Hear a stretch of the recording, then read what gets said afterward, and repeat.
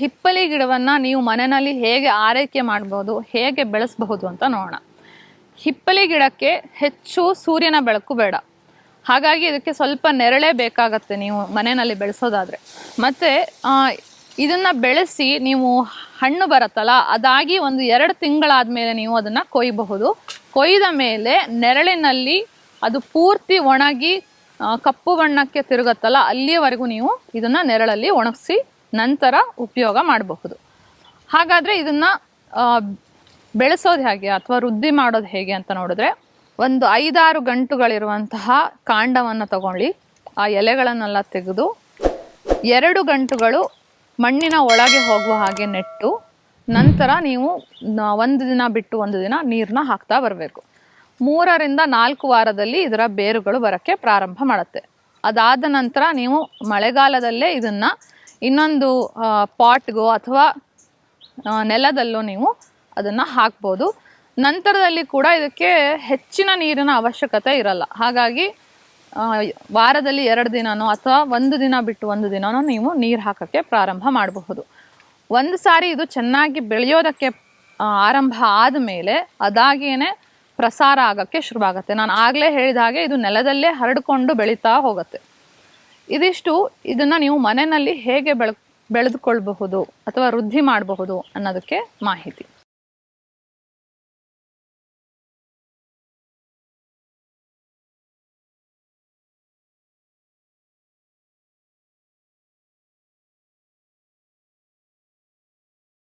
ನೋಡಿದ್ರಲ್ಲ ವೀಕ್ಷಕರೇ, ಹಿಪ್ಪಲಿ ಅನ್ನೋ ಸಾಂಬಾರ ಪದಾರ್ಥದ ಔಷಧೀಯ ಗುಣಗಳನ್ನು ನಾನಿವತ್ತು ನಿಮಗೆ ತಿಳಿಸ್ಕೊಟ್ಟೆ. ಈಗ ಮತ್ತೊಂದು ಗಿಡಮೂಲಿಕೆ ಬಗ್ಗೆ ನಾನು ನಿಮಗೆ ಮಾಹಿತಿ ಕೊಡ್ತೀನಿ. ಈ ಭೂಮಿಯಲ್ಲಿರೋ ಪ್ರತಿಯೊಂದು ಜೀವಿಗೂ ಸೂರ್ಯನ ಬೆಳಕು ಅತ್ಯಂತ ಅವಶ್ಯಕ. ಆದರೆ ಅದೇ ಸೂರ್ಯನ ಬೆಳಕು ತುಂಬ ಪ್ರಖರವಾದಾಗ, ನಮಗೆ ಬೇಸಿಗೆನಲ್ಲಿ ನೀವು ನೋಡಿರ್ತೀರ, ತುಂಬ ಸುಸ್ತಾಗತ್ತೆ, ನಮ್ಮ ಶಕ್ತಿಯೆಲ್ಲ ಇಲ್ವೇನೋ ಅನ್ನೋ ಥರ ನಮಗೆ ಫೀಲ್ ಆಗುತ್ತೆ. ಹಾಗಾಗಿ ಆ ಸೂರ್ಯನ ಬೆಳಕು ಜಾಸ್ತಿ ಆದಾಗ ಕೂಡ ನಮಗೆ ತೊಂದರೆಗಳಾಗುತ್ತೆ. ಅಂಥ ಬೇಸಿಗೆನಲ್ಲಿ ಸುಸ್ತು ಅಥವಾ ಬಾಯಾರಿಕೆಯನ್ನು ನೀಗಿಸೋದಕ್ಕೆ ಈ ಪ್ರಕೃತಿನೇ ನಮಗೆ ಒಂದು ಗಿಡನ ಕೊಟ್ಟಿದೆ, ಒಂದು ಗಿಡಮೂಲಿಕೆಯನ್ನು ಕೊಟ್ಟಿದೆ.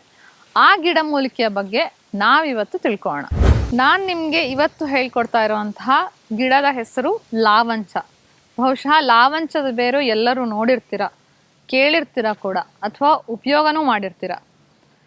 ಈ ಲಾವಂಚವನ್ನು ಸಂಸ್ಕೃತದಲ್ಲಿ ಉಷೀರ ಅಂತ ಹೇಳಿ ಕರೀತಾರೆ. ಅಂದರೆ ಯಾವುದು ತನ್ನ ಆಹ್ಲಾದಕರವಾದ ಸುಗಂಧದಿಂದ ಆಕರ್ಷಣೆ ಮಾಡುತ್ತೋ ಅದು ಉಷೀರ ಅಂತ ಹೇಳಿ. ಹಾಗಾಗಿ ಇದರಲ್ಲೇ ಗೊತ್ತಾಗುತ್ತೆ ಈ ಉಷೀರದ ಬೇರುಗಳು ಎಷ್ಟು ಸುಗಂಧದಿಂದ ಕೂಡಿರುತ್ತೆ ಅಂತ. ಉಷೀರದ ವೈಜ್ಞಾನಿಕ ಹೆಸರು ವೆಟಿವೆರಿಯಾ ಜಿಜಿನಾಯ್ಡಸ್. ಇದು ಪೊಯೇಸಿ ಅನ್ನುವ ಒಂದು ಹುಲ್ಲಿನ ಜಾತಿಗೆ ಸೇರಿರುವಂತಹ ಸಸ್ಯ. ಇದನ್ನು ತಮಿಳಿನಲ್ಲಿ ವೆಟ್ಟಿವೆರ್ ಹಾಗೂ ತೆಲುಗುನಲ್ಲಿ ವಟ್ಟಿವೆಲ್ಲು ಅಂತ ಹೇಳಿ ಕರೀತಾರೆ. ಮಲಯಾಳಂನಲ್ಲಿ ರಾಮಚಂ ಅಂತ ಹೇಳಿ ಕರೀತಾರೆ. ಹಾಗಾದರೆ ಈ ಉಷೀರ ಗಿಡ ಅಥವಾ ಲಾವಂಚದ ಗಿಡ ನೋಡೋದಕ್ಕೆ ಹೇಗಿರುತ್ತೆ ಅಂತ ನೋಡಿದ್ರೆ, ಇದೊಂದು ಹುಲ್ಲಿನ ಜಾತಿಗೆ ಸೇರಿದಂತಹ ಸಸ್ಯ. ಹಾಗಾಗಿ ಇದು ನೋಡೋಕ್ಕೆ ಹುಲ್ಲಿನ ಥರನೇ ಇರುತ್ತೆ. ಇದರ ಎಲೆಗಳು ತುಂಬ ಹರಿತವಾಗಿರುತ್ತೆ. ನೀವು ಮೇಲಿಂದ ಕೆಳಗಡೆ ಈ ಎಲೆನ ಮುಟ್ಟಿದ್ರೆ ನಿಮ್ಮ ಕೈ ಕೂಡ ಕೊಯ್ದು ಹೋಗ್ಬೋದು, ಅಷ್ಟು ಹರಿತವಾಗಿ ಇರುತ್ತೆ. ಇದರ ಹೂವುಗಳು ಗೊಂಚಲಿನಲ್ಲಿ ಬರುತ್ತೆ, ನೇರಳೆ ಬಣ್ಣದಲ್ಲಿ ಇರುತ್ತೆ. ಬೇರುಗಳು ಗಟ್ಟಿಯಾಗಿ ಮಣ್ಣಿನ ಹಿಡಿದಿಟ್ಕೊಳ್ಳುತ್ತೆ. ಹಾಗಾಗಿನೇ ಲಾವಂಚವನ್ನು ಎಲ್ಲಿ ಮಣ್ಣಿನ ಸವಕಳಿ ಆಗ್ತಾ ಇರುತ್ತೋ ಅಥವಾ ಮಣ್ಣಿನ ಸವಕಳಿಯನ್ನು ತಪ್ಪಿಸೋದಕ್ಕೆ ಇದನ್ನು ಬೆಳೆಸ್ತಾರೆ. ಯಾಕಂದರೆ ಈ ಲಾವಂಚದ ಬೇರುಗಳು ಭೂಮಿಯ ಆಳಕ್ಕೆ ಹೋಗಿ ಮಣ್ಣನ್ನು ಗಟ್ಟಿಯಾಗಿ ಹಿಡಿದಿಟ್ಟುಕೊಳ್ಳುವಂತಹ ಸಾಮರ್ಥ್ಯವನ್ನು ಹೊಂದಿದೆ. ಇವಿಷ್ಟು ಈ ಲಾವಂಚನ ಬಾಹ್ಯ ಪರಿಚಯ. ಲಾವಂಚದ ಗುಣಗಳೇನು ಅಂತ ನಾವು ತಿಳ್ಕೊಳ್ಳೋಣ. ಲಾವಂಚದ ಬೇರನ್ನು ನಾವು ಔಷಧಿಯಾಗಿ ಉಪಯೋಗ ಮಾಡ್ತೀವಿ. ಆ ಬೇರುಗಳು ರುಚಿಯಲ್ಲಿ ಕಹಿ ಮತ್ತು ಸ್ವಲ್ಪ ಸಿಹಿಯಾಗಿರುತ್ತೆ. ಹಾಗೂ ಇದು ಶೀತ ವೀರ್ಯವನ್ನು ಹೊಂದಿರುತ್ತೆ. ಅಂದರೆ ನಿಮ್ಮ ದೇಹಕ್ಕೆ ಶೀತವನ್ನು ಅಂದರೆ ತಂಪನ್ನು ನೀಡುವಂತಹ ಗುಣವನ್ನು ಇದು ಹೊಂದಿದೆ. ದೇಹಕ್ಕೆ ಲಘುವಾಗಿರುತ್ತೆ, ಅಂದರೆ ಜೀರ್ಣಕ್ಕೆ ಲಘುವಾಗಿರುತ್ತೆ, ಹಾಗೂ ರೂಕ್ಷ ಗುಣವನ್ನು ಹೊಂದಿದೆ. ಯಾವ್ಯಾವ ಕಾಯಿಲೆನಲ್ಲಿ ಈ ಲಾವಂಚವನ್ನು ನಾವು ಉಪಯೋಗ ಮಾಡ್ತೀವಿ ಅಂತ ನೋಡಿದ್ರೆ, ನಾವು ಜ್ವರದಲ್ಲಿ ಬಳಲ್ತಾ ಇದ್ದರೆ, ಸರಿಯಾಗಿ ಜೀರ್ಣ ಆಗ್ತಾ ಇರಲ್ಲ ಅಥವಾ ಜೀರ್ಣದಲ್ಲಿ, ಮತ್ತು ಮೂಗಿನಿಂದ ರಕ್ತಸ್ರಾವ ಆಗ್ತಾ ಇದ್ರೆ, ಮೈಯೆಲ್ಲ ಈ ಬಿಸಿಲಿನ ಪ್ರಖರತೆಯಿಂದ ಏನಾದರೂ ಬೆವರು ಸಾಲೆ ಅಂತ ಗುಳ್ಳೆಗಳಾಗಿದ್ರೆ, ಅಥವಾ ಮೈ ಉರಿ ಇದ್ದರೆ, ದೇಹದಿಂದ ದೌರ್ಗಂಧ್ಯ ಬರ್ತಾ ಇದ್ರೆ, ಅಥವಾ ಅತಿಯಾಗಿ ಯಾರಾದರೂ ಬೆವರ್ತಾ ಇದ್ರೆ ಅಂಥಲ್ಲಿ ಇದನ್ನು ಉಪಯೋಗ ಮಾಡ್ತೀವಿ. ಅದಲ್ಲದೆ ಉರಿ ಮೂತ್ರ ಅಥವಾ ಮೂತ್ರಕ್ಕೆ ಹೋಗುವಾಗ ನೋವ್ತಾ ಇರುತ್ತೆ ಕೆಲವರಿಗೆ, ಅಂಥರಲ್ಲೂ ಕೂಡ ನಾವು ಲಾವಂಚವನ್ನು ಬಳಕೆ ಮಾಡ್ತೀವಿ. ಹಾಗಾಗಿ ಅದೇ ಅಲ್ಲದೆ ಇದನ್ನ ಸುಟ್ಟ ಗಾಯ ಆಗಿರುತ್ತೆ, ಉರಿತಾ ಇರುತ್ತೆ ಅವಾಗ, ಆಗ ಕೂಡ ಈ ಉಷಿರದ ಲೇಪವನ್ನು ನಾವು ಬಳಕೆ ಮಾಡ್ತೀವಿ. ಅದಲ್ಲದೆ ಕೆಲವೊಂದು ಚರ್ಮ ರೋಗಗಳಲ್ಲೂ ಸಹ ನಾವು ಈ ಉಷಿರವನ್ನು ಬಳಕೆ ಮಾಡ್ತೀವಿ. ಹಾಗಾದರೆ ಈ ಉಷಿರ ನಿಮ್ಮ ಬಳಿ ಇದ್ದರೆ ಅಥವಾ ಉಷಿರದ ಬೇರುಗಳು ನಿಮ್ಮ ಬಳಿ ಇದ್ದರೆ ನೀವು ಹೇಗೆ ಅದನ್ನು ಮನೆಯಲ್ಲಿ ಉಪಯೋಗ ಮಾಡ್ಕೋಬಹುದು ಅಂತ ನೋಡೋಣ. ನಾನು ಆಗಲೇ ಹೇಳಿದಾಗೆ ಈ ಉಷಿರವನ್ನು ಪ್ರಕೃತಿ ಕೊಟ್ಟಿರೋದೇ ಈ ಸೂರ್ಯನ ಪ್ರಖರತೆಯನ್ನು ಕಡಿಮೆ ಮಾಡ್ಕೊಳ್ಳೋದಕ್ಕೋಸ್ಕರ. ಹಾಗಾಗಿ ಬೇಸಿಗೆಯಲ್ಲಿ ನಮಗೆ ತುಂಬ ಬಾಯಾರಿಕೆ ಆಗ್ತಾ ಇರುತ್ತೆ, ದೇಹದ ಉಷ್ಣತೆ ಜಾಸ್ತಿ ಆಗಿರುತ್ತೆ.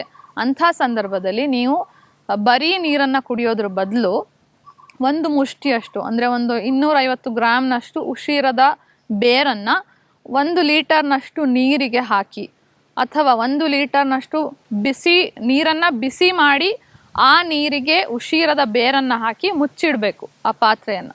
ಒಂದು ಗಂಟೆ ಆದಮೇಲೆ ಅಥವಾ 2 ಗಂಟೆ ಆದಮೇಲೆ ಉಷಿರದ ಬೇರಿನಲ್ಲಿರುವ ಆ ಸುಗಂಧ, ಅದರ ಔಷಧೀಯ ಗುಣಗಳು ಎಲ್ಲದೂ ಆ ನೀರಿಗೆ ಬಂದಿರುತ್ತೆ. ಆ ನೀರನ್ನು ನೀವು ಪ್ಲೇನ್ ವಾಟರ್ ಅಂತ ಏನು ಹೇಳ್ತೀವಿ, ಅಂದರೆ ಬರೀ ಸಾದಾ ನೀರನ್ನ ಕುಡಿಯೋದ್ರ ಬದಲು ಈ ಉಷಿರಯುಕ್ತ ಜಲವನ್ನು ನೀವು ಕುಡಿದ್ರೆ ನಿಮ್ಮ ದೇಹದ ಉಷ್ಣತೆ ಕೂಡ ಕಡಿಮೆ ಆಗುತ್ತೆ. ಹಾಗೆ ನಿಮ್ಗೇನಾದರೂ ತುಂಬ ಬಾಯಾರಿಕೆ ಆಗ್ತಾ ಇದ್ದರೆ ಅದನ್ನು ಕೂಡ ಇದು ನೀಗಿಸುತ್ತೆ. ಇನ್ನು ನಿಮಗೆ ಜ್ವರ ಬಂದಿರತ್ತೆ, ಅಂದರೆ ತರುಣ ಜ್ವರ ಅಂತ ಏನು ಹೇಳ್ತೀವಿ, ಅಂದರೆ ಅಷ್ಟೇ ಜ್ವರ ಬಂದಿರತ್ತಲ್ಲ, ಆಗ ನಿಮಗೆ ಸರಿಯಾಗಿ ಹಸುವಾಗಲ್ಲ. ಯಾಕೆಂದರೆ ಜ್ವರ ಬರೋದೇ ಅಜೀರ್ಣದಿಂದ, ಹಸುವಾಗ್ತಾ ಇರಲ್ಲ. ಅಂಥ ಸಮಯದಲ್ಲಿ ನೀವು ಬರೀ ನೀರನ್ನು ಕುಡಿಯೋದ್ರ ಬದಲು ನಾನು ಈಗ ಹೇಳಿದ್ನಲ್ಲ ಅದೇ ರೀತಿ ಉಷಿರ ಜಲವನ್ನು ಆಗಾಗ್ಗೆ ಕುಡಿತಾ ಇದ್ದರೆ ಜ್ವರ ಕೂಡ ಕಡಿಮೆ ಆಗ್ತಾ ಬರುತ್ತೆ, ಹಸಿವು ಕೂಡ ವೃದ್ಧಿ ಆಗುತ್ತೆ. ಕೆಲವರಿಗೆ ಈ ಬೇಸಿಗೆಯಲ್ಲಿ ಅಥವಾ ಬೇರೆ ಸಮಯದಲ್ಲೂ ಕೂಡ ದೇಹದಿಂದ ದೌರ್ಗಂಧ್ಯ ಬರುತ್ತೆ, ಅಥವಾ ದೇಹದಿಂದ ಹೆಚ್ಚು ಬೆವರು ಬರ್ತಾ ಇರುತ್ತೆ. ಅವ್ರೇನು ಮಾಡಬೇಕು ಅಂತಂದರೆ ಈ ಉಷಿರದ ಬೇರಿನಿಂದ ಮಾಡಿರುವಂತಹ ಏನು ಪೌಡರ್ ಇರುತ್ತಲ್ಲ, ಅಥವಾ ಅದರ ಬರೀ ಉಷಿರದ ಬೇರೆ ಏನಿರುತ್ತೆ ಅದನ್ನು ನೀವು ಸ್ನಾನದ ನೀರಿಗೆ ಹಾಕಿ ಆ ನೀರಲ್ಲಿ ಸ್ನಾನ ಮಾಡಿದ್ರೆ ದೌರ್ಗಂಧ್ಯ ಕೂಡ ಕಡಿಮೆ ಆಗುತ್ತೆ. ಹಾಗೆ ತುಂಬ ಬೆವರ್ತಾ ಇರ್ತಾರಲ್ಲ ಅದು ಕೂಡ ಕಡಿಮೆ ಆಗ್ತಾ ಬರುತ್ತೆ.